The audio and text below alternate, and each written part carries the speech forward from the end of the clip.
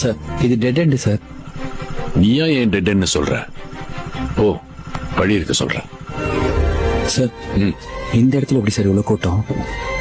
அவன் இடத்த நம்பி ஆரம்பிக்கல, அவனை நம்பி ஆரம்பிச்சிருக்கான். அவன் எங்க கடை வச்சாலும் கூட்டம் அவனை தேடி வரும். எப்படி இருக்கு? சூப்பரா இருக்கு, செமையா இருக்கு. இப்ப புரியுதா ஏன் இவ்வளவு கூட்டம் வருதுன்னு? திருநெல்வேலியில இருட்டு கடை பத்தி தெரியுமா?